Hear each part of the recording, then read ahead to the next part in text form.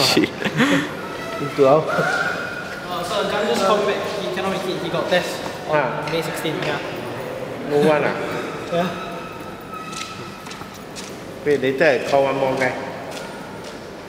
For me, the basic flying course was an eye-opening experience because it was the first time I was exposed to the rigors of flight and everything that SYSC had to offer.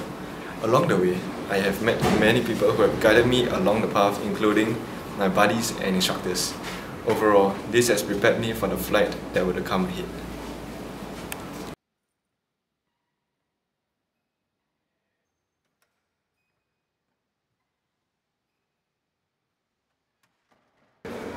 The CAI actually helped me make new friends in my basic flying course stage. I got to know my course mates better, and furthermore it also helped me to prepare for the questions my instructor might ask me before flight, because preparation is key before you actually step out of the aircraft, before you actually go out and fly. But all in all, the CAI actually brought me closer to my course mates, and it taught me many aspects of the fundamentals of flight. So it was a very important part of my basic flying course life.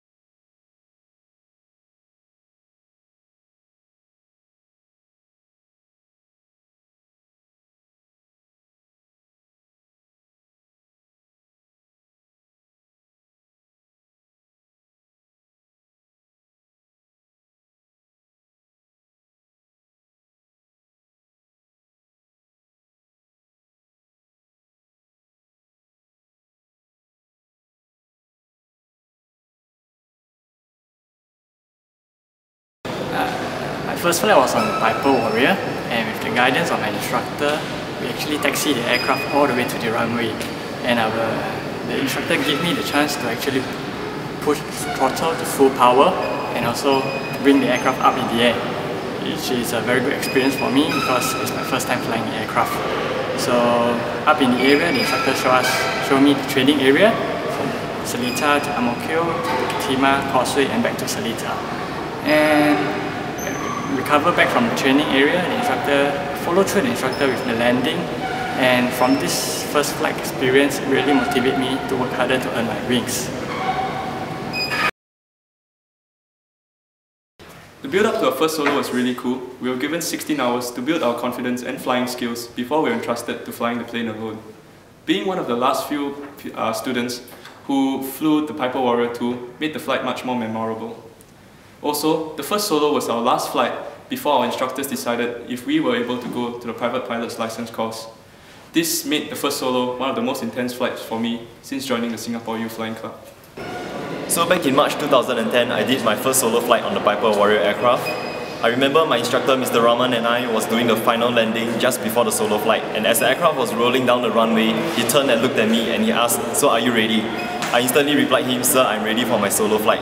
I won't forget the moment that Mr. Rahman stepped out of the aircraft and he just waved to me telling me to carry on with the solo flight because I was so nervous and I could only hear my own breathing, and I thought, man, this was it, this is the first solo. It was a fantastic experience because you know you're in full control of the aircraft and you know you have to bring the aircraft back in one piece. And after which we also had our traditional water ceremony which celebrates every pilot's first solo. So this is the video.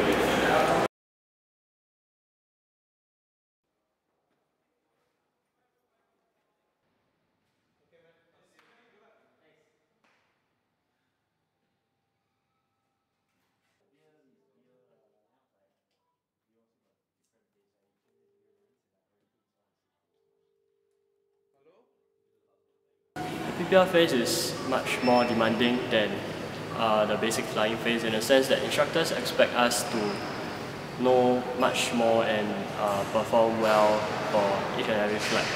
And all this has led to pressure to perform, and however, I feel that the pressure has really built up on my mental resilience and time management, and I would say SYFC's PPL phase is really the experience of a lifetime.